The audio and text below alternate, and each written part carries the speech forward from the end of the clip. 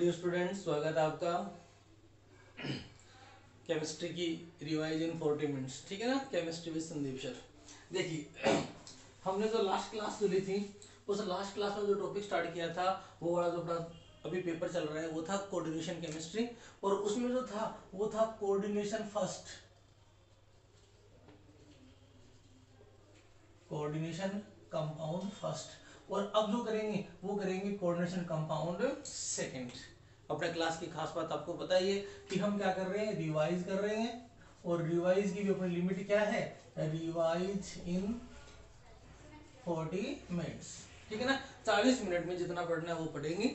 ठीक है। तो देखिए लास्ट जो क्लास पढ़ी थी आपने देख ली होगी। जो बच्चे अब नए आए हैं वो पहले वाली क्लास जरूर देख लेना, क्योंकि उसमें अपन ने क्या किया था, कोऑर्डिनेशन केमिस्ट्री को स्टार्ट किया था। हमने क्या किया है, कोऑर्डिनेशन केमिस्ट्री जो चैप्टर स्टार्ट किया था उसको रिवाइज करना शुरू किया है। और इस पेपर में मैं आपको बता देता हूँ कि हम जो टोटल क्वेश्चन कर चुके हैं 6 के बाद क्वेश्चन नंबर 7 मैंने आपको खुद को करने के लिए कहा था कि CONS363 प्लस व COF63 माइनस अंकुलों को VBD के आधार पर समझाइए, जो आपको खुद को समझाने हैं और मुझे जवाब भेजने हैं। कुछ बच्चों ने मेरे को व्हाट्सएप पे जवाब भेजे हैं, बहुत अच्छे मिले बेटा, थैंक यू। हाँ जी। इसके बाद अपने क्वेश्चन लास्ट बच गए 8, 9, 10 और 11, वो यहाँ पढ़ेंगे। सबसे पहले क्वेश्चन नंबर 8। सबसे पहले कौन सा देखते हैं, क्वेश्चन नंबर 8। हाँ जी, क्वेश्चन नंबर 8, क्रिस्टलीय क्षेत्र विपाटन को समझाइए। बहुत इंपॉर्टेंट क्वेश्चन है, पूरी की पूरी थ्योरी इसमें कवर हो जाएगी। CFT वाली प्रश्न क्या है, क्रिस्टलीय क्षेत्र विपाटन को समझाइए। देखिए टाइम की लिमिट अपने पास, ज्यादा टाइम अपना खराब नहीं करेंगे। फिर भी एक बात कहना चाहूंगा कि ये जो क्लासेस है वो बोर्ड के स्टूडेंट्स के लिए उपयोगी है। वो बच्चे जो एन के एन प्रकार अपना सिलेबस कर चुके हैं या जैसे भी धक्का पहले कर चुके हैं लेकिन कॉन्फिडेंस नहीं है, उनके लिए मैं रिवाइज करवा रहा हूँ। पढ़ी हुई चीज रिवाइज हो जाएगी, जो मैंने कहा है उतना पढ़ लेना और फिर अपने नोट्स देख लेना। आप कॉन्फिडेंस भी आ जाएगा। ये कॉन्फिडेंस बिल्डअप क्लासेज है, ये भी ध्यान रखना। ठीक है ना। ये बच्चे बाद में कभी कोई बच्चा देख रहा है तो ध्यान रखना, ये बोर्ड के स्टूडेंट के लिए रिवाइज क्लासें हैं, सिलेबस पढ़ने के बाद ही काम आती हैं। अगर आप डायरेक्ट इनको पढ़ रहे हो, सिलेबस नहीं किया हुआ है या +1 के बच्चे हो, तो आपके लिए ज़्यादा यूजफुल नहीं है। और ये भी कब, ये सिर्फ और सिर्फ कौन से बोर्ड एग्जाम 2021 के लिए ही इम्पोर्टेंट है, क्योंकि इसमें से 40% सिलेबस हटाया हुआ है। तो वो टॉपिक इसमें जो नहीं करवा रहे हम, जो इम्पोर्टेंट हो सकते हैं आगे या पहले थे लेकिन अब बोर्ड ने हटा दिए हैं, वो इसमें शामिल नहीं किए हैं। और आपको क्या करना है वो आपको पता है, आपको लाइक करना है और क्या बोलते हैं उसको, हाँ शेयर, क्या बोलते हैं वो, शेयर। तो लाइक करना है, आपको शेयर करना है, और एक और पता नहीं क्या होता है वो, हाँ सब्सक्राइब। ठीक है ना, वो भी करना, क्योंकि ये करोगे ना तो मेरे को थोड़ा सा लगेगा कि हाँ बच्चे देख रहे हैं। ठीक है ना। मैं चाहता हूँ कि जो मेरे स्टूडेंट है, मेरे बच्चे हैं, वो एक बच्चा कम से कम 10 सब्सक्राइब जरूर करे या करवाए। ठीक है ना। हाँ जी, चलो आ जाते हैं अपने टॉपिक पे। ये चीजें तो आपकी है, आपको करनी है, हमें जो समझाना है वो आ जाते हैं। ठीक है ना। देखिए बेटा, सबसे पहले यदि बात की जाए, हाँ जी, कि क्रिस्टलीय क्षेत्र विपाटन को समझाइए, तो मैं आपको बता देता हूं। क्रिस्टलीय क्षेत्र विपाटन, क्रिस्टलीय क्षेत्र विपाटन, इसको बोलते हैं क्रिस्टल फील्ड, और विपाटन को बोलते हैं स्प्लिटिंग। क्या बोलते हैं, स्प्लिटिंग। तो इस क्रिस्टल फील्ड स्प्लिटिंग को समझाने के लिए जो थ्योरी आई थी वो आई थी CFT। क्या आई थी बेटा, CFT। एक क्षेत्र था क्रिस्टलीय क्षेत्र सिद्धांत, वो क्रिस्टलीय क्षेत्र विपाटन को समझाता है। तो इस प्रश्न को समझाने के लिए हमें क्या की पूरी थ्योरी पढ़नी पड़ेगी। ठीक है ना। तो फटाफट 5 मिनट के अंदर ये पूरी की पूरी थ्योरी कर लेते हैं। ठीक है ना, क्योंकि इंपॉर्टेंट है। क्रिस्टलीय क्षेत्र विपाटन या क्रिस्टलीय फील्ड थ्योरी क्या होती है, इसको समझना है। ठीक है। देखिए क्रिस्टलीय क्षेत्र विपाटन की अगर बात की जाए तो हमें पढ़ना क्या पड़ेगा, CFT को। क्या पढ़ना पड़ेगा, CFT को। और CFT जो थी ना, उसमें कुछ बातें कही थी जिनको आप ध्यान से देखना। CFT क्या कहती है कि जितने भी उपसह संयोजक यौगिक होते हैं उनमें जो बंध पाया जाता है वो पाया जाता है 100% आयनिक। ध्यान रखना, इसने एक शब्द बोल दिया था 100% आयनिक, और ये 100% आयनिक बाद में इसकी क्या बन गई थी, कमी बन गई थी। क्योंकि किन्हीं दो परमाणुओं के बीच में 100% सहसंयोजक बंध तो संभव है, लेकिन 100% आयनिक बंध संभव नहीं है। और क्यों संभव नहीं है? कौन सा नियम है जो गड़बड़ करता है? फायांस का नियम। ध्यान रखना, पी ब्लॉक में ऐसे क्वेश्चन जो तुम्हारे जल्दी से समझ में नहीं आते वो यहीं से आते हैं, फायांस के नियम से। ठीक है ना? तो फायांस का नियम क्या कहता है कि कहीं भी 100% आयनिक बंध संभव ही नहीं है, 100% आयनिक बंध बन ही नहीं सकता। ठीक है ना? जब भी आयनिक बंध बनेगा, बनने के बाद वापस क्या होगा? ध्रुवण। क्या होगा? ध्रुवण। और इलेक्ट्रॉनों को वापस थोड़ा बहुत खींच लिया जाएगा, और जितना खींचा जाएगा कुछ न कुछ सहसंयोजक गुण उसमें आ ही जाएंगे। इसलिए ये चीज संभव नहीं थी। लेकिन सीएफटी का पहला बिंदु यही था कि उप सहसंयोजक यौगिकों में क्या पाया जाता है? 100% आयनिक बंध पाया जाता है। दूसरा सीएफटी क्या कहती है कि धातु जो होता है वो बिंदु धनावेश की तरह व्यवहार करता है। धातु किसकी तरह व्यवहार करता है? बिंदु धनावेश। और लिगेंड जो होता है वो क्या करता है? बिंदु ऋणावेश की तरह व्यवहार करता है। और इनके बीच में कौन सा बंध पाया जाता है? आयनिक। और वो भी कितना? 100%। ठीक है ना? तो ये बात समझ में आ गई। फटाफट में पढ़ लेना, सीएफटी में 100% आयनिक बंध पाया जाता है। किसमें? धातु और लिगेंड के बीच में। धातु किसकी तरह व्यवहार करेगा? बिंदु धनावेश। और लिगेंड किसकी तरह व्यवहार करेगा? बिंदु ऋणावेश। और तीसरी बात जो सीएफटी ने कही थी वो ये कि उपसहसंयोजक यौगिकों के निर्माण में या संकुलों के निर्माण में सिर्फ और सिर्फ कौन से कक्षक भाग लेंगे? डी कक्षक भाग लेते हैं। इसमें एस और पी कक्षकों का कोई रोल नहीं होता। ये भी बाद में कमी बढ़ गया था। ठीक है ना? तो ये तीन चीजें ध्यान रखना, बाकी तो आगे पाठन पढ़ेंगे। तो कौन सी तीन चीजें होगी? नंबर एक क्या हो गया? धातु और लिगेंड के बीच में उपसहसंयोजक यौगिकों में क्या पाया जाता है? 100% आयनिक बंध पाया जाता है। धातु किसकी तरह व्यवहार करता है? बिंदु धनावेश। लिगेंड किसकी तरह व्यवहार करता है? बिंदु ऋणावेश। धातु किसकी तरह करता है बेटा? बिंदु धनावेश। और लिगेंड किसकी तरह करता है? बिंदु ऋणावेश। और धातु की सिर्फ डी कक्षक क्या करते हैं? बंध निर्माण में भाग लेते हैं। ठीक है? तो अब क्या कहते हैं कि देखो जी, डी कक्षकों की बात करें तो कोई भी धातु हो उसके पास अगर डी कक्षकों की बात करें तो डी कक्षक होते हैं 5 प्रकार के। कौन से? D x y, d y z, d x z, d x के डैश वाई स्क्वायर और डी जेड स्क्वायर। 5 प्रकार के डी कक्षक होते हैं। ध्यान रखना, इन 5 डी कक्षकों में से ये जो 3 डी कक्षक होते हैं, d x y, y z और एक्स जेड, ये कहां पाए जाते हैं? अक्षों के बीच में। और ये 2 कहां पाए जाते हैं? अक्षों के ऊपर। ध्यान रखना, 5 डी कक्षकों में से 3 डी कक्षक कहां पाए जाते हैं? अक्षों के बीच में। और 2 डी कक्षक कहां पाए जाते हैं? अक्षों के ऊपर। संरचना बना रहा हूं, ये एक अक्ष है, ये एक अक्ष है, और आप डी कक्षक बनाओ। हमने ये बना लिया डी कक्षक।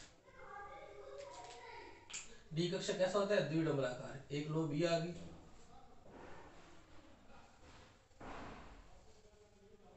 ये लो जी। अगर यहां x और y मानोगे, क्या मान लिया? x और y, तो ये तो हो गया dxy। यहां y मान लिया, यहां z मान लिया, तो ये हो गया dyz। और यहां x माना ही हुआ है, यहां क्या मान लिया? z मान लिया, तो ये क्या हो गया? dxz। यानी x और y के बीच में, y और z के बीच में, x और z के बीच में ये जो आपके डबल लोब है, आमने सामने की समिति सेम होती है, ये अगर इस प्रकार से प्रेजेंट हो तो ये क्या कहलाता है? dxy, yz और xz, ये इनकी संरचना होगी। अब अगर अपन बात करते हैं संरचना किसकी? इनकी, तो ये क्या है? अक्षों के बीच में नहीं पाए जाते, ये अक्षों के ऊपर पाए जाते हैं। ये x हो गया, ये y हो गया। ठीक है? तो तुम्हारा जो ऑर्बिटल होगा वो क्या होगा? इस प्रकार से इसके ऊपर आएगा। ये प्लस हो गया, इसको माइनस लगा दिया, तो ये कौन सा हो गया? डी एक्स के डैश वाई स्क्वायर। और एक ऐसी संरचना होती है, अगर ऐसा कहें कि सबसे सुंदर कक्षक वो होता है डी जेड स्क्वायर। उसमें क्या होती है? इस प्रकार से रिंग बनी होती है, ये प्लस है और ये क्या हो गया? माइनस। तो ये देखो जी, चाहे तुम इसकी बात करो चाहे इसकी बात करो, ये दोनों ही कक्षक जो है डी एक्स के डैश वाई स्क्वायर और डी जेड स्क्वायर, ये दोनों ही क्या होते हैं? अक्षों के ऊपर होते हैं। कहाँ होते हैं बेटा? अक्षों के ऊपर। और ये तीनों के तीनों कक्षक, मैंने पहले यहाँ एक्स और वाई लिखा, फिर y और z लिखा, फिर x और z लिखा। ये तीनों के तीनों क्या होते हैं, अक्षों के बीच में होते हैं। तो टोटल अपने पास कितने कक्षक हो गए, 5। ये पांचों के पांचों कक्षक CFT क्या कहती है कि ये पांचों के पांचों कक्षक, संरचना अगर आपको नियम नहीं आती तो एक बार बना के देख लेना। ये पांचों के पांचों कक्षक CFT के अनुसार क्या होते हैं, समान ऊर्जा वाले। क्या होते हैं बेटा, समान ऊर्जा वाले। और वे कक्षक जिनकी ऊर्जा क्या होती है, समान होती है, उन्हें कहते हैं अपभ्रंश कक्षक। क्या कहते हैं, अपभ्रंश कक्षक। तो CFT के अनुसार आगे वाला क्या हो गया, जो भी धातु होता है उसके पास 5 अपभ्रंश कक्षक पाए जाते हैं। अपभ्रंश कक्षक का मतलब क्या होता है, डिजेनरेट या समान ऊर्जा। यदि किसी कक्षकों की ऊर्जा एकदम समान है तो वो क्या कहलाते हैं, अपभ्रंश कक्षक। क्या कहलाते हैं, अपभ्रंश कक्षक। अब देखो इनका होता है विपाटन। क्या होता है, विपाटन। अब सुनो जी, जो बड़ा प्रश्न था ना वो यहां से स्टार्ट होता है कि एक धातु है, बढ़ा ही लेता हूं मैं, ये एक धातु है,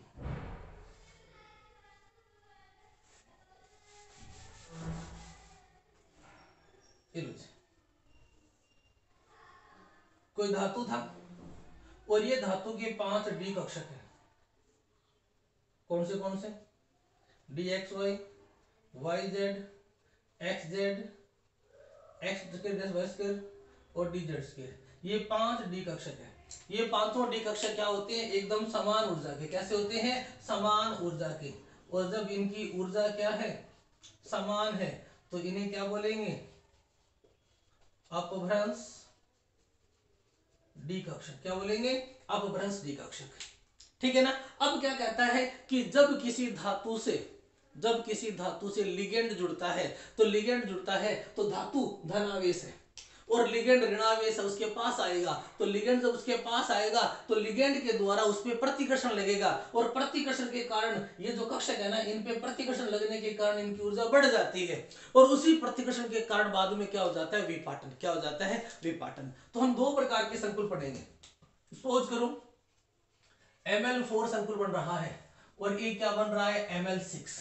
यानी धातु से जब 4 लिगेंड जुड़े और धातु से कितने लिगेंड जुड़े, 6 लिगेंड। बहुत इंपॉर्टेंट टॉपिक है, ध्यान रखना। धातु से 4 लिगेंड जुड़े, आपने एक धातु लिया और इस धातु से जुड़ने के लिए 4 लिगेंड आ रहे हैं, तो ध्यान रखना 4 लिगेंड एक दूसरे से अधिकतम दूरी पर आएंगे और 4 लिगेंडों के लिए एक दूसरे से अधिकतम दूरी की जो व्यवस्था होती है वो होती है चतुष्फलकीय। कैसी होती है, चतुष्फलकीय। तो देखो मैंने माना कि आपका जो धातु है वो किसी बॉक्स में बंद है और इस पे क्या करना है, 4 लिगेंडों का चतुष्फलकीय आक्रमण कराना है। तो क्या होगा, एक लिगेंड यहां से आएगा, एक लिगेंड यहां से आएगा, एक यहां से आएगा और एक लिगेंड जो आएगा वो आएगा यहां से। इस प्रकार से आएंगे। और यदि आप इन चारों लिगेंडों को जोड़ते हो तो तुम्हें जो विन्यास मिलेगा, इनको आपस में जोड़ देना, इसके साथ में मिला देना। तो ये जो विन्यास होता है ये कौन सा होता है, चतुष्फलकीय। कौन सा होता है, चतुष्फलकीय। जब 4 लिगेंड एक दूसरे के साथ जुड़ते हैं तो ये क्या होते हैं, इस धातु पे अटैक कर रहे हैं। तो इधर से एक लिगेंड आ रहा है, एक इधर से आ रहा है, एक इधर से आ रहा है, तो ये जो अटैक होता है ये कौन सा होता है, चतुष्फलकीय। अब यदि मैं इस फलक को, इन फलकों को अक्ष मान लो कि एक अक्ष ये था, एक अक्ष ये था, एक ये था, तो यहां जो चारों लिगेंड आ रहे हैं वो कहां अटैक कर रहे हैं, अक्षों के बीच में। तो ध्यान रखना Ml4 संकुल जब भी बनता है, 4 जब लिगेंड आते हैं तो उनका आक्रमण क्या होता है, अक्षों के बीच में। क्या होता है, अक्षों के बीच में। अच्छा अब अपन बात करते हैं किसकी, Ml6 की। Ml6 की आपके पास मेटल है ये रहा और इस मेटल पे 6 लिगेंड का आक्रमण कराना है। कितने का कराना है बेटा, 6 लिगेंड का। तो देखिए हमने इसको भी एक बॉक्स में माना, 6 लिगेंड का आक्रमण कराओ। 2 लिगेंड आएंगे ये वाले, ये लो जी, एक इधर से आ गया और एक इधर से आ गया, ये आगे एक्स पे। 2 आएंगे ये वाले, एक यहां से एक यहां से, ये वाई पे आ गए, और 2 आएंगे ये वाले, एक इस पे आगे जेड पे। तो जब भी Ml6 6 लिगेंड आक्रमण करते हैं, इनका आक्रमण क्या होता है, अक्षों के ऊपर। ये 2 बातें याद रख लेना, बाकी सारा काम इसी पे डिपेंड कर रहा है कि अगर आपका संकुल बन रहा है Ml4 अगर आपके धातु पे 4 लिगेंड आक्रमण कर रहे हैं तो 4 लिगेंड आक्रमण करेंगे चतुष्फलकीय व्यवस्था में, और चतुष्फलकीय व्यवस्था जो होती है जब किसी संकुल के साथ देखी जाती है तो ये जो लिगेंड है ना ये इस प्रकार से प्रतीत होते हैं कि अक्षों के बीच में से आ रहे हैं, क्योंकि चतुष्फलकीय आप अक्ष पे नहीं ले सकते। और जब आप बात कर रहे हो 6 लिगेंड की तो ये आते हैं किसके अंदर, अष्टफलकीय। इनको आपस में जब जोड़ोगे ना इस प्रकार से जब इनको जोड़ा जाता है तो ये जो व्यवस्था मिलती है ये कौन सी मिलती है बेटा, अष्टफलकीय। कौन सी मिलती है, अष्टफलकीय। और अष्टफलकीय व्यवस्था में 6 के 6 लिगेंड क्या करते हैं, अक्षों पे आक्रमण करते हैं। 2 x से आएंगे प्लस और माइनस से, 2 y से और 2 क्या होंगे, z से। तो जब भी धातु पे 4 लिगेंड आक्रमण करेंगे, आक्रमण अक्षों के बीच में होगा, ये इंपॉर्टेंट पार्ट है, ध्यान रखना। जब भी धातु पे 4 लिगेंड आक्रमण करेंगे अक्षों के बीच में होगा, और जब भी धातु पे 6 लिगेंड आक्रमण करेंगे अक्षों के ऊपर होगा। क्या होगा, अक्षों के ऊपर होगा। तो बताओ जब 4 लिगेंडों ने आक्रमण किया तो इन पे ज्यादा प्रतिकर्षण होगा कि नहीं होगा, और जब 6 ने किया तो इन पे क्या होगा, ज्यादा प्रतिकर्षण होगा। क्योंकि हमें पता है कि ये 3 कक्षक कौन से हैं,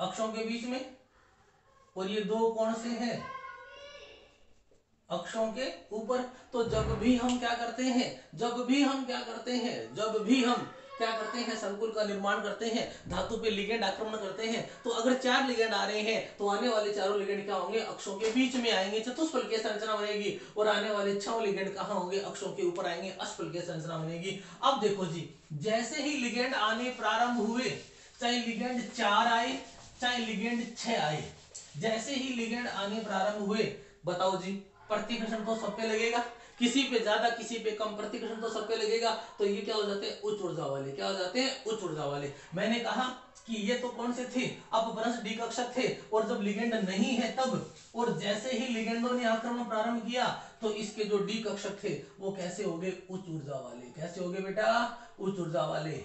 ये वो स्थिति बना रहा हूं मैं जब लिगेंडों का प्रतिकर्षण है लेकिन लिगेंड जुड़े नहीं है, ठीक है ना। तो क्या हो गए, 4 या 6 लिगेंड की उपस्थिति में धातु, जब 4 लिगेंड आ रहे हैं या 6 लिगेंड आ रहे हैं तो धातु के सभी कक्षकों पे प्रतिकर्षण लगेगा, किसी पे ज्यादा किसी पे कम, तो सबकी ऊर्जा बढ़ गई कि नहीं बढ़ गई, तो ये क्या हो जाते हैं, उत्तेजित अवस्था में आ जाते हैं। अब जैसे ही जुड़ते हैं तो अक्षों पे और अक्षों के बीच जुड़ते समय क्या होगा, प्रतिकर्षण का मान बढ़ या घट जाएगा। अपन बना लेते हैं, क्या क्या था, ये था डी एक्स वाई, ये था d y z, x z, x square dash y square और डी जेड स्क्वायर, ठीक है ना। ये क्या है, इनकी उपस्थिति में आ गया। अब देखो जी, माना संकुल क्या बन रहा है, Ml4। यदि 4 लिगेंड आक्रमण करेंगे तो ये उत्तेजित अवस्था है। अब अगर 4 लिगेंड आक्रमण करते हैं बेटा, तो अगर कहीं 4 लिगेंड आक्रमण करेंगे तो जैसे ही वो जुड़ेंगे तो अक्षों के बीच में आके जुड़ेंगे, नहीं जुड़ेंगे तो कौन से कक्षक जो अक्षों के बीच में है इनकी ऊर्जा तो क्या हो जाएगी, बढ़ जाएगी, और अक्षों के ऊपर वालों की ऊर्जा क्या हो जाएगी, घट जाएगी। देखो ये जो ऊर्जा थी ना इससे तो हमेशा ज्यादा रहेगी, ये तो मूल अवस्था में थी, अब सब पे प्रतिकर्षण लगा इसलिए उत्तेजित अवस्था आ गई, और इसके बाद इनका हो गया विपाटन। अब क्या होंगे, ये अलग अलग ऊर्जा स्तर में बंट जाएंगे। अगर आपके आक्रमण किया गया है किसने, 4 लिगेंड ने, कितने, 4 लिगेंड, तो 4 लिगेंड की उपस्थिति में जो आक्रमण किया गया तो चारों लिगेंड चतुष्फलकीय व्यवस्था में कहां आएंगे, चारों लिगेंड कहां आते हैं, अक्षों के बीच में। कहां आते हैं, अक्षों के बीच में। और ये तीनों कक्षक कौन से हैं, अक्षों के बीच, और ये दोनों कक्षक कौन से हैं, अक्षों के ऊपर। तो बताइए अक्षों के बीच में जब लिगेंड आएंगे तो इनकी ऊर्जा तो तीनों की तो बढ़ गई और इन दो की क्या होगी, घट गई। तो 3 कक्षक कौन से, d x y, y z और एक्स जेड उच्च ऊर्जा वाले हो गए, डी एक्स के डैश वाई स्क्वायर और डी जेड स्क्वायर क्या हो गए, निम्न ऊर्जा वाले हो गए। और ये जो विपाटन हुआ इसे कहते हैं क्रिस्टलीय क्षेत्र विपाटन। इसका जो डिफरेंस आता है इसे बोलते हैं डेल्टा टी। क्या बोलते हैं, डेल्टा टी। और बीच की जो लाइन है इसे बोलते हैं बीसी। बीसी, बीसी का मतलब ढंग से निकाल लेना, बेरी सेंटर। क्या होता है, बेरी सेंटर, बीसी। ये बीच वाला क्या हो गया, बेरी सेंटर। ऊपर हो गए 3 कक्षक समान ऊर्जा वाले, नीचे हो गए 2 कक्षक समान ऊर्जा वाले। इन कक्षकों को, जो 3 कक्षक समान ऊर्जा वाले, इनको नाम दिया गया T2G या T2G, और नीचे वालों को दिया गया EG या Eg। ये लो जी, ये हो गया विपाटन। ये कौन सा विपाटन हो गया? चतुष्फलकीय विपाटन, 4 लिगेंडों की उपस्थिति में विपाटन। अब उल्टा करो, आक्रमण कराओ। आक्रमण किससे करवाना है? 6 लिगेंड द्वारा। किसके द्वारा? 6 लिगेंड, 6 लिगेंड की उपस्थिति में, क्योंकि 4 या 6 दोनों थे। अब 6 लिगेंड आएंगे तो आक्रमण कहां होगा? अक्षों के ऊपर। अब की बात इनकी ऊर्जा ज्यादा होगी, इनकी क्या होगी? कम होगी। विपाटन इस प्रकार से होगा।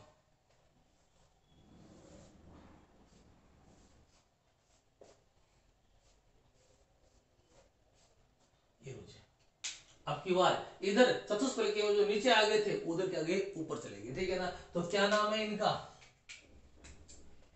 डी एक्स के डैश वाई स्क्वायर और डी जेड स्क्वायर। इनका क्या हो गया? D x y, y z और एक्स जेड। और यहाँ इसका नाम वही याद क्या रखना है आपको? बैरी केंद्र, बैरी ने बताया था बैरी सेंटर। और इसका जो डिफरेंस आया ये कहलाता है डेल्टा ओ। यहाँ चतुष्फलकीय बन रहा था तो विपाटन ऊर्जा का नाम डेल्टा टी आ गया, और यहाँ अष्टफलकीय तो विपाटन ऊर्जा का नाम डेल्टा ओ यानी ओक्टाहेड्रल। क्लियर है? यही है क्रिस्टलीय क्षेत्रों का विपाटन। ध्यान रखना, क्रिस्टलीय क्षेत्रों का विपाटन जब संकुल बनता है तो संकुल की उपस्थिति में क्रिस्टलीय क्षेत्रों का विपाटन होता है। ये संकुल कौन सा बन रहा है? Ml6। यदि Ml4 प्रकार का संकुल बनता है, 4 लिगेंड आते हैं, तो चारों लिगेंडों का जो आक्रमण होगा वो किस प्रकार से होगा? वो अक्षों के बीच में, वो अक्षों के बीच में होगा। तो इन पे क्या होगा? ज्यादा प्रतिकर्षण अक्षों के बीच वालों पे, ये उच्च ऊर्जा वाले, ये निम्न ऊर्जा वाले। और जब 6 लिगेंड आते हैं तो अक्षों के ऊपर, तो ये उच्च ऊर्जा वाले, ये क्या हो गए? निम्न ऊर्जा वाले। यही होता है विपाटन। अब ध्यान रखना, हम क्या करते हैं? इसको बांटते हैं। इसके ऊपर होता है प्लस और नीचे क्या होता है? माइनस। दोनों तरफ ऊपर क्या होता है? प्लस और नीचे क्या होता है? माइनस। अब देखो जी, इधर कितने ऑर्बिटल है? 3 ऑर्बिटल है। इधर कितने? 2। टोटल कितने हो गए? 5। 5 को डबल कर दो 10 से, क्योंकि एक में 2 इलेक्ट्रॉन आते हैं ना, तो 5 को 6 में 10 इलेक्ट्रॉन आएंगे। 10 इलेक्ट्रॉन आएंगे तो इनको इधर कर दो, इनको इधर कर दो। देखो इधर 4 इलेक्ट्रॉन आ सकते हैं। कितने आ सकते हैं? 4। तो ये तो हो गया +0.4 और ये हो गया -0.6, 0.4, 0.6। इधर उल्टा है, +0.6 -0.4। ध्यान रखना, ये इन्होंने एनर्जी निकालने के लिए डिवाइड किया था। कल को वर्गीकरण करना हो चतुष्फलकीय का तो सिर्फ इधर का डायग्राम बनाना है, अष्टफलकीय का तो सिर्फ इधर का बनाना है। ये साथ में पुट कर देना, क्योंकि हम डेल्टा ओ जो है उसको या डेल्टा टी को क्या करते हैं? 10 भागों में तोड़ लेते हैं। ये उनका डिवाइडेशन है। अब एक बात ध्यान रखना, यदि धातु और लिगेंड सब समान हो उस स्थिति में, वैसे ये ध्यान रखना कि डेल्टा ओ जो होता है वो हमेशा डेल्टा टी से क्या होता है? बड़ा होता है। क्योंकि डेल्टा ओ में कितने लिगेंड प्रतिकर्षित कर रहे हैं? 6। और डेल्टा टी में कितने कर रहे हैं? 4। तो डेल्टा ओ हमेशा क्या होगा? डेल्टा टी से क्या होगा? बड़ा होगा। इसके अलावा ध्यान रखना कि यदि लिगेंड और धातु समान हो तो इनका एक संबंध होता है, और वो होता है 4 delta o equal to 9 delta t. तो अगर डेल्टा टी की वैल्यू निकाले हैं तो डेल्टा टी बराबर क्या हो गया? 4/9 डेल्टा ओ। ये संबंध याद रखना, कई बार पूछा गया है। ये तभी लागू होता है जब धातु और लिगेंड क्या हो? समान हो। ये लो जी, ये काफी इंपॉर्टेंट पॉइंट था। सीएफटी के अनुसार विपाटन कैसे होता है। अब यदि इसमें इलेक्ट्रॉन है तो हम इलेक्ट्रॉन भर देंगे, यहाँ भर जाएंगे, फिर बाद में ऊपर जाएंगे। इसके लिए एक पेयरिंग एनर्जी का कंसेप्ट भी आता है। वो तब आता है जब अपन ऊर्जा काउंट करते हैं। मेरे को पता है कि ऊर्जा के क्वेश्चन कभी पूछे नहीं जाते, इसलिए मैंने अपने पेपर में क्या है उसको शामिल ही नहीं किया है। चलो, ये हो गया अपना पॉइंट, ठीक है ना? इसको एक बार देख लो, बना लो, कोशिश कर लो डायग्राम, और उसके बाद बुक से या अपने नोट से एक बार और चेक कर लेना कि इसी प्रकार से विपाटन होता है या नहीं होता। क्लास आज की काफ़ी बड़ी रहेगी, ध्यान रखना। क्रिस्टलीय क्षेत्र विपाटन, ये इधर वाला विपाटन, इसको अगर अपन छिपा देते हैं तो इधर वाला क्या है? चतुष्फलकीय के लिए, और इसको छिपा देते हैं तो कौन सा हो गया? अष्टफलकीय के लिए। क्लियर है? नेक्स्ट, उपसहसंयोजक यौगिकों का स्थायित्व समझाइए। नया प्रश्न है, इसको मिटो रहा हूं और नया प्रश्न करते हैं। ध्यान रखना, मैंने एक टॉपिक आपको क्लास में भी करवाया था, और जहां भी आप पढ़े वहां आपने पढ़ा होगा CFSE, क्रिस्टलीय क्षेत्र स्थायीकरण ऊर्जा। तो ध्यान रखना, उसका सिर्फ नाम पूछा जाता है, उससे ऊर्जा काउंट करना कभी नहीं आता, क्योंकि इतना बड़ा पार्ट पेपर में नहीं देते। क्रिस्टलीय क्षेत्र स्थायीकरण ऊर्जा क्या होती है? तो जब भी क्रिस्टलीय क्षेत्र विपाटन हो जाता है, विपाटन के बाद जब अपने इलेक्ट्रॉन भरते हैं, तो इन इलेक्ट्रॉनों को भरते समय मुक्त होने वाली ऊर्जा क्या कहलाती है? क्रिस्टलीय क्षेत्र स्थायीकरण ऊर्जा। इसको अलग से पढ़ लेना, नाम क्या होता है? CFSE, क्रिस्टलीय क्षेत्र स्थायीकरण ऊर्जा, CFSE। ध्यान रखना इस ऊर्जा का मान, ये मुक्त होने वाली ऊर्जा है, इसका मान जितना अधिक होगा संकुल उतना ही क्या होता है, अधिक स्थायी होता है। तो विपाटन के पश्चात इलेक्ट्रॉन भरने पर मुक्त होने वाली ऊर्जा, इलेक्ट्रॉनों को भरने पर मुक्त होने वाली ऊर्जा क्या कहलाती है बेटा, क्रिस्टलीय क्षेत्र स्थायीकरण ऊर्जा। चलो नेक्स्ट प्रश्न करते हैं। नेक्स्ट प्रश्न है उपसहसंयोजक यौगिकों का स्थायित्व समझाइए। काफी इंपॉर्टेंट प्रश्न है। उपसहसंयोजक यौगिकों का स्थायित्व समझाइए। ध्यान रखना जब भी अपन स्थायित्व की बात करते हैं तो हमें पता होना चाहिए कि स्थायित्व जो होता है वो डिपेंड करता है किसके ऊपर, स्थायित्व डिपेंड करता है किसके ऊपर, डिपेंड करता है, स्थायित्व डिपेंड करता है क्रिया कारक और उत्पाद के स्थायित्व पर। यदि कहीं कोई अभिक्रिया संपन्न हुई है और बनने वाला उत्पाद स्थायी नहीं है तो क्या ऐसी अभिक्रिया बनेगी, नहीं होगी, अभिक्रिया संपन्न नहीं होगी। और अगर बनने वाला उत्पाद स्थायी है तो अभिक्रिया क्या होगी, तीव्रता से संपन्न होगी। तो हम इस प्रकार से वियोजन या जो संयोजन होता है ना उसके आधार पे क्या करते हैं, इनके स्थायित्व के बारे में बात करते हैं, ठीक है ना। तो सपोज करो जब अपना स्थायित्व की बात करते हैं तो हमने कहा कि हमने एक संकुल लिया MLN। अब n का मान कुछ भी हो सकता है, 4 भी हो सकता है, 6 भी हो सकता है, ज्यादातर ये पढ़ते हैं, बाकी 2 3 5 7 तक हो सकता है, ठीक है ना। तो हमने एक संकुल लिया। अब यदि इस संकुल के निर्माण की बात करें तो संकुल का जो निर्माण हुआ था वो देखो जी धातु से और N लिगेंड से हुआ है कि नहीं हुआ, तो अभिक्रिया क्या हो जाएगी, धातु प्लस में N ligand is equal to MLN। इस प्रकार की अभिक्रिया है। ये अभिक्रिया क्या होती है, दोनों दिशाओं में चलती है, और जहां दोनों दिशाओं में चलती है उस प्रकार की अभिक्रिया क्या कहलाती है बेटा, उत्क्रमणीय। क्या होती है, उत्क्रमणीय। तो उत्क्रमणीय प्रकार की अभिक्रिया से किसका निर्माण हो रहा है, MLN प्रकार के, MLN प्रकार के संकुल का निर्माण हो रहा है, ठीक है ना। अब यहां देखो ये दोनों जुड़ के निर्माण कर रहे हैं, निर्माण कर रहे हैं, तो इस पे हमने कौन सा नियम लागू कर दिया, ये निर्माण हो चाहे डिस्ट्रक्शन हो कुछ भी हो, हम द्रव्य अनुपाती क्रिया का नियम लागू कर सकते हैं। कब, जब हमें उत्क्रमणीय अभिक्रिया दिख जाए तो अपन इस पे क्या कर सकते हैं, द्रव्य अनुपाती क्रिया नियम। तो मैंने इस पे द्रव्य अनुपाती क्रिया नियम लगाया तो स्थिरांक के क्या आ गया, उत्पाद की सांद्रता, पढ़ा हुआ है कि नहीं पढ़ा हुआ, अपॉन क्रिया कारक की सांद्रता, बड़ा ब्रैकेट सांद्रता को दर्शाता है। तो k की वैल्यू क्या आई, उत्पाद की सांद्रता MLN अपॉन क्रिया कारक की सांद्रता M एंड L की पावर N। ये आ गया कि नहीं आ गया। अब इस k का जो मान है वही क्या बताता है, स्थायित्व को बताता है। जब स्टडी की गई तो संकुलों के लिए k का मान ग्रेटर देन क्या था, 1 था। k का मान 1 से बड़ा, k का मान 1 से बड़ा, वैसे तो 10 की पावर कुछ में आता है, 10 की पावर कुछ में आता है, ठीक है ना। तो k का मान क्या था, 1 से बड़ा था, 1 से बड़ा था, इसका मतलब ये चीज ज्यादा है, ये वाली क्या है, कम है, तो संकुल क्या होगा, स्थायित्व है। तो इस प्रकार से जो स्थिरांक आया ये k, इस k को नाम क्या दे दिया गया, संगुणन या संयोजन स्थिरांक। तो हम क्या कर सकते हैं, किसी संकुल के स्थायित्व के बारे में किससे पता लगा सकते हैं, उसके संयोजन स्थिरांक से या उसके संगुणन स्थिरांक से। तो हम उसके संगुणन स्थिरांक या संयोजन स्थिरांक की सहायता से क्या करते हैं, किसी संकुल के स्थायित्व के बारे में बता सकते हैं। ये लो जी, ये एक टॉपिक हो गया, इसको देख लो, फिर अपन बात करते हैं नेक्स्ट टॉपिक की। हाँ जी, तो क्या हुआ, किसी भी संकुल के स्थायित्व के बारे में हम उसके संगुणन स्थिरांक या संयोजन स्थिरांक से पता लगा सकते हैं। इसका मान जितना ज्यादा होगा संकुल क्या होगा, उतना ही अधिक स्थायी होगा। क्लियर है। अब नेक्स्ट क्वेश्चन, संकुलों के स्थायित्व के बाद आता है संकुलों के स्थायित्व को प्रभावित करने वाले कारक। हाँ जी, प्रभावित करने वाले कारक से ध्यान रखना, ये क्वेश्चन हमेशा साथ में आता है कि संकुलों के स्थायित्व और उसको प्रभावित करने वाले कारक बताइए। तो ये प्रभावित करने वाले कारक और देख लो, ज्यादा बड़ा टॉपिक नहीं है, छोटा सा है।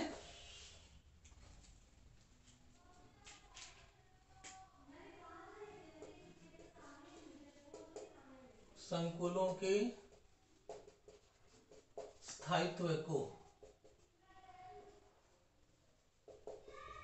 प्रभावित करने वाले कारक। देखो कोई भी संकुल है उसके स्थायित्व को प्रभावित करने वाले कारक कौन से होते हैं, उसमें से मुख्य कारण 3 ही है। देखो नंबर 1 धातु की प्रकृति, नंबर 2 लिगेंड की प्रकृति, और नंबर 3 बंधन का प्रकार। बंधन का प्रकार। देखिए सबसे पहले बात करते हैं धातु की प्रकृति। किसकी बात करते हैं? धातु की प्रकृति। देखिए धातु के द्वारा संकुलों का निर्माण धातुओं के द्वारा किया जाता है और धातु जो होते हैं उसकी प्रकृति संकुल को बहुत अधिक प्रभावित करती है। ये क्या कहता है? देखो सबसे पहले किसकी बात कर रहे हैं? धातु की प्रकृति। क्या कहता है कि किसी धातु पर, धातु कौन सी बात कर रहे हैं? केंद्रीय धातु। किसकी बात कर रहे हैं? सेंट्रल एटम की। किसी धातु पर आवेश का मान जितना अधिक होगा और आकार जितना कम होगा संकुल उतना ही अधिक स्थायी होगा। किसी धातु पर आवेश जितना ज्यादा होता है, किसी धातु पर आवेश जितना ज्यादा होता है और आकार जितना छोटा होता है उसका संकुल क्या होता है? उतना ही अधिक स्थायी होता है। ठीक है ना? इसको इस एग्जांपल से देखो।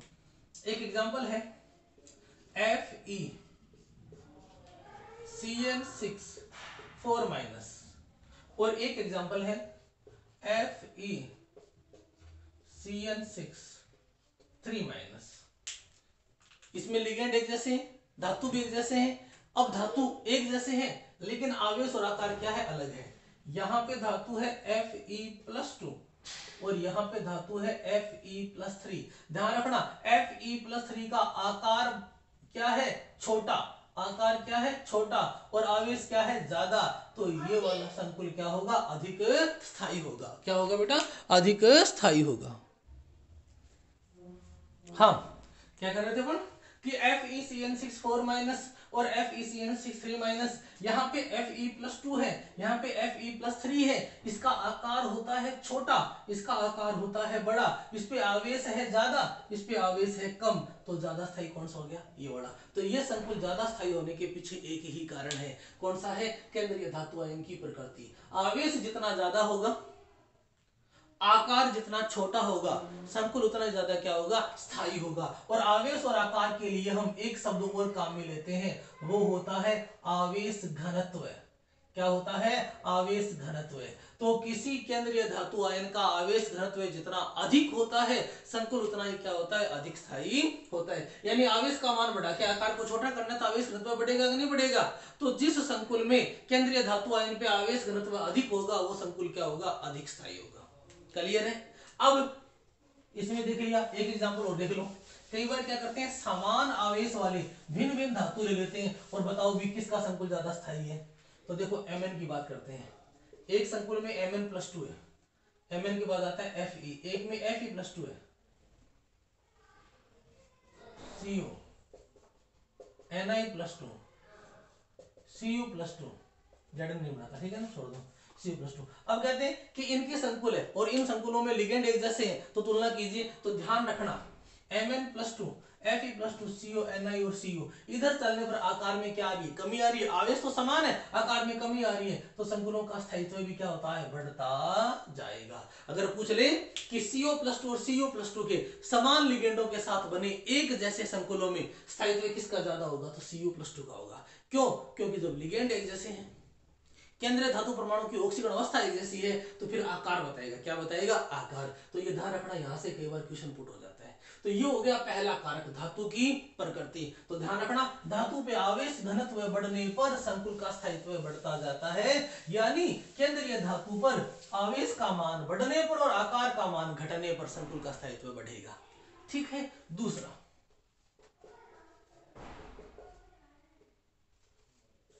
लिगेंड की प्रकृति। ध्यान रखना, लिगेंड की प्रकृति भी संकुल के स्थायित्व को प्रभावित करती है। लिगेंड की प्रकृति, लिगेंड जितना ज्यादा ऋणावेशित होगा, लिगेंड जितना ज्यादा क्षारीय प्रकृति का होगा, लिगेंड जितना आसानी से इलेक्ट्रॉन युग्म प्रदान करने वाला होगा, संकुल उतना ही क्या होगा? अधिक स्थायी। तो क्या होगा? जितना अधिक क्षारीय प्रकृति का है, लिगेंड जितना अधिक क्षारीय प्रकृति का है उसका संकुल उतना ही क्या होगा? अधिक स्थायी होगा। हम एक बात करें FeCN6 4- की, FeCN6 4- की, और एक बात करें FeCl6 4- की। तो ध्यान रखना Cn जो होता है वो Cl की तुलना में क्या होता है? अधिक क्षारीय, आसानी से इलेक्ट्रॉन युग्म देने वाला। तो इसकी तुलना में ये क्या होगा? ज्यादा स्थायी होगा।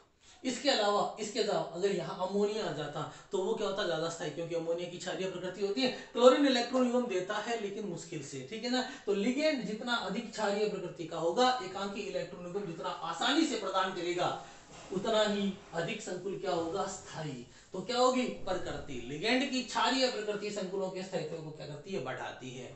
और तीसरा, मैंने जो बंध का प्रकार बताया था उसके लिए, उसे अपन ऐसे भी पढ़ सकते हैं, कीलेट।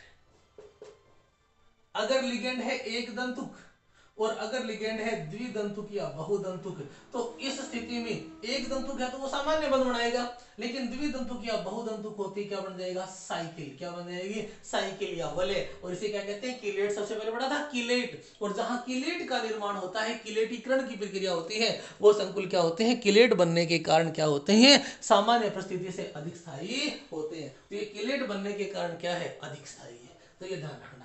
तो तीन कारक प्रभावित करने वाले हो गए, केंद्रीय धातु की प्रकृति, लिगेंड की प्रकृति और कीलेट का निर्माण। अगर द्विदंतुक या बहुदंतुक लिगेंड है, एक धातु उसी धातु के साथ एक दंतुक लिगेंड जुड़े हुए और उसी के साथ द्विदंतुक या बहुदंतुक जुड़े हुए हैं, तो द्विदंतुक या बहुदंतुक के द्वारा जो संकुल बनाया जाएगा वो क्या होगा, इस कीलेट निर्माण के कारण क्या होता है, अधिक स्थायी होता है, ठीक है ना। द्विदंतुक लिगेंड का एग्जांपल ध्यान रखना।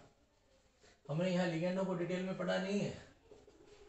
ये एथिलीन डाइएमीन है, इसको किससे दर्शाते हैं, EN से। एक होता है ऑक्जेलिटो, ये दोनों क्या करते हैं, लिगेंड का काम करते हैं। इसे किससे दर्शाते हैं, ऑक्सो। तो ये ध्यान रखना, ये द्विदंतुक लिगेंड है, इनके द्वारा बनाए गए संकुल कीलेट निर्माण के कारण, कीलेटीकरण के कारण क्या होते हैं, अधिक स्थायी होते हैं। तो इसमें इतना ही था। अब इसमें एक क्वेश्चन बच गया, और वो क्वेश्चन क्या बच गया, संकुल यौगिकों का नामकरण। इसके बारे में मैं आपको यहाँ कुछ नहीं कराऊंगा, सिर्फ आपको थोड़े से नियम याद करवा देता हूँ। और ये चीज जो होती है वो प्रैक्टिस की होती है बेटा, खूब प्रैक्टिस आपको क्लास में कराई हुई है, आप और करो।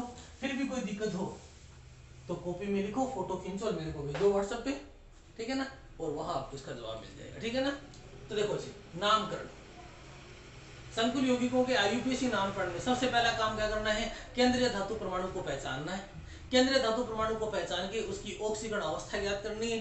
फिर लिगेंडों को उनके वर्णमाला के क्रम में व्यवस्थित करना है, और लिगेंडों को वर्णमाला के क्रम में व्यवस्थित करके धातु का नाम लिखना है। धातु का नाम में वास्तविक या सामान्य, वो डिपेंड करता है अवस्था पे, और बाद में अवस्था दर्शा के क्या करना है, काउंटर आयन का नाम लिखना है, ठीक है ना। तो जैसे हम बात करें इसकी K4, ये अपना सर्वप्रिय एग्जांपल है, FeCl6, ठीक है ना। सबसे पहले क्या करो, केंद्रीय धातु आयन को पहचानो, ये रहा, और इसकी ऑक्सीजन अवस्था ज्ञात करो, हमने ज्ञात कर ली +2। फिर लिगेंड देखो कितने हैं, 6, और इनके नाम क्या है, सबके नाम है साइनो। अलग अलग होते हैं तो वर्णमाला के क्रम में व्यवस्थित कर देते हैं, और फिर इनको व्यवस्थित करना है। सबसे पहले लिगेंड आएंगे, कितने हैं, 6, तो नाम आ जाएगा हेक्सा। उसके बाद इनका नाम लिखो साइनो, हेक्सा साइनो। फिर नाम लिखा जाता है। अगर देखो काउंटर आयन बाद में होता तो सतह पे प्लस आवेश होता, या काउंटर आयन नहीं होता, 0 आवेश होता, तो सामान्य नाम लिखा जाता। इस स्थिति में नाम लिखते आयरन, लेकिन ये काउंटर आयन पहले आ गया, इसका मतलब सतह पे माइनस आवेश है, तो इसका नाम क्या लिखेंगे, फेरेट। तो हेक्सासाइनोफेरेट सेकंड, ये जिसका नाम हो गया। अब काउंटर आयन बच गया पोटेशियम, इसको अलग से लिख दो, इनके बीच में स्पेस लिख दो, ठीक है ना, पोटेशियम हेक्सासाइनोफेरेट, ठीक है ना। इस प्रकार से आप नाम कर सकते हो। नाम के अंदर आपको दिक्कत नहीं आएगी क्योंकि मैंने खूब प्रैक्टिस करवा रखी है। और ये जो नाम है इसमें फिर भी कोई दिक्कत है तो मेरे को फोटो खींच के भेज देना, ठीक है ना। इसके बारे में थोड़ा बता देता हूं कि यहाँ जो चीज इस बड़ी ब्रैकेट में प्रेजेंट है, इस बड़े ब्रैकेट में जो भी प्रेजेंट है, इसे अपन बोलते हैं उपसह संयोजक सतह। क्या बोलते हैं, उपसह संयोजक सतह या एंटिटी। इसके अंदर जो ये प्रेजेंट है इसे बोलते हैं सेंट्रल मेटल आयन, केंद्रीय धातु परमाणु, और इससे जो जुड़े हुए हैं उन्हें क्या बोलते हैं, लिगेंड। और जो बाहर है उसे क्या बोलते हैं, काउंटर आयन या प्रति आयन। और एक दंतुक लिगेंडों की जो संख्या है उसे बोलते हैं समन्वय संख्या। क्या बोलते हैं, समन्वय संख्या। और इन समन्वय संख्या के आधार पे इसकी जो ज्यामिति बनती है उसे बोलते हैं समन्वय बहुफलक। तो ये थोड़ा सा याद रख लेना, ठीक है ना। नामकरण के लिए मैं खूब सारे एग्जांपल आपको एक PDF डाल दूंगा, उसकी आप प्रैक्टिस कर लेना, उससे बाहर कुछ भी नहीं आएगा। क्लियर है। ये लो जी, मेरे हिसाब से तुम्हारा जो उपसंयोजक यौगिक चैप्टर है उसमें तुम्हें इतना ही पढ़ना है, इसके अलावा कुछ नहीं पढ़ना। बोर्ड के लिए जब भी तैयारी करो, ये जो मैंने करवाया है वो सारा का सारा एक आधे पेज में लिख लेना, और जब भी पेपर देने जाओ एक बार उसे एक पेज को देख लेना, क्योंकि अब अभी तो टाइम है, लेकिन बाद में तो पेपर देके आओगे तो पूरे के पूरे नोट्स नहीं पढ़े जाते, ठीक है ना। तो जितना करवाया उतना एक कॉपी में उतार लेना, फटाफट वीडियो को धीरे करके, स्पीड में थोड़ी तेज रखिए, और जैसा भी है क्लियर है, इसको पढ़ो। जो भी समस्या है पर्सन पूछो, इससे रिलेटेड जो भी क्वेश्चन है, तुम्हारे सिलेबस के हो चाहे बिना सिलेबस के हो, आप यहाँ कुछ भी पूछ सकते हो, आपको छूट है। लेकिन पहले सिलेबस वाले कवर कर लेना, बुक के सारे क्वेश्चन कवर कर लेना, छूटे हुए सिलेबस को छोड़ के बाद में आप और भी पूछ सकते हो। इसके अलावा तुम्हें क्या करना है, तुम्हें करनी है मेरी हेल्प, किसमें, लाइक में, एक वो कौन सा बटन होता है भूल गया मैं, हाँ, शेयर में, और सब्सक्राइब में। ये लो जी, अगर मुझे लाइक शेयर सब्सक्राइब अच्छा मिला तो नेक्स्ट वीडियो इससे भी ज़्यादा बढ़िया क्वालिटी के साथ लेके आऊँगा, ज़्यादा मेहनत करके। नहीं मिला तो वीडियो तो आएगा ही आएगा, वो आपका काम है। Okay bye, see you.